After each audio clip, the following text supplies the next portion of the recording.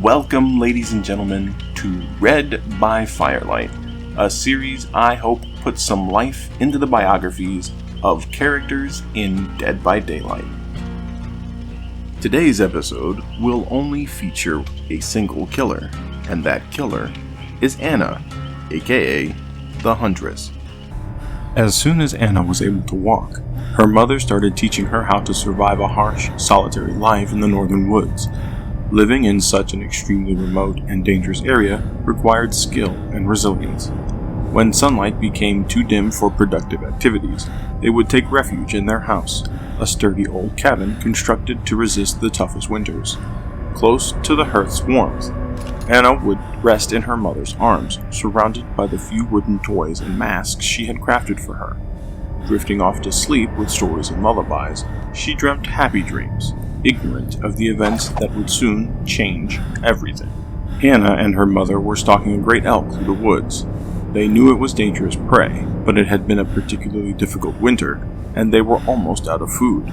The specter of starvation frightened them more than any forest creature. Without warning, the elk reared, bellowed, and charged at Anna. She was paralyzed with fear as the whole world seemed to shake under the immense beast's pounding hooves. The elk was close enough for Anna to see the murderous fury in its eyes when her mother threw herself in its path, axe in hand.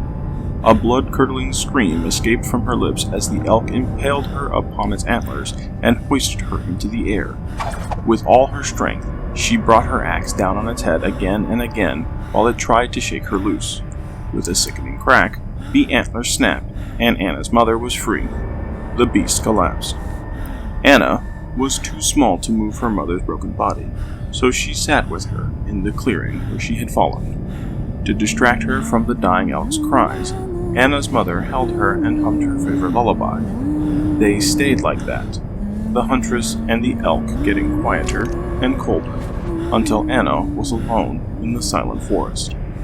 Eventually, she stood up and started the long walk back home. Still a child, she knew just enough about life in the frozen forest to survive. She followed her instincts and became one with the wild. She got older and stronger and practiced her hunt. As she grew into a dangerous predator, her humanity became a half-remembered dream. She widened her territory and lived off her hunts. She worked her way up through squirrels and hares and minks and foxes. Eventually, she grew tired of them and hunted more dangerous animals like wolves and bears. When unsuspecting travelers came through her woods, she discovered her new favorite prey: humans. Unlucky souls who strayed into her territory were slaughtered like any other animal. She liked to collect their tools and colorful garments, and especially toys when there were little ones. But she could never bring herself to kill the little girls. Girls she would take back to her house, deep in the woods. They were precious, and looking at them woke up something deep in her heart. She craved the closeness of a loved one, a child of her own. Among the pillaged wooden toys, dolls, and storybooks she couldn't read, the girls would be tied by the neck with a rough and chafing rope fastened firmly to the wall. She couldn't let them wander off, or they would surely die outside. Every time the girls would waste away and die of cold or starvation or sickness, every time it plunged Anna deeper into pain and sorrow and madness. She was compelled to try again, and started raiding the nearest village to slaughter families and kidnap their daughters. She wore one of the animal masks her mother crafted for her so many years earlier to try to calm the frightened children.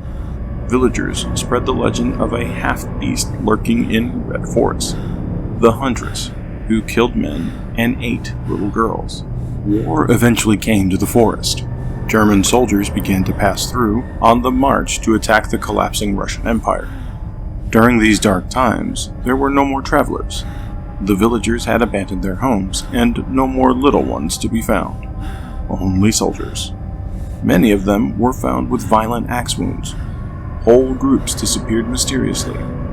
Once the war was over, the rumors of the Huntress disappeared with it, engulfed by the Red Forest. I hope you enjoyed today's episode.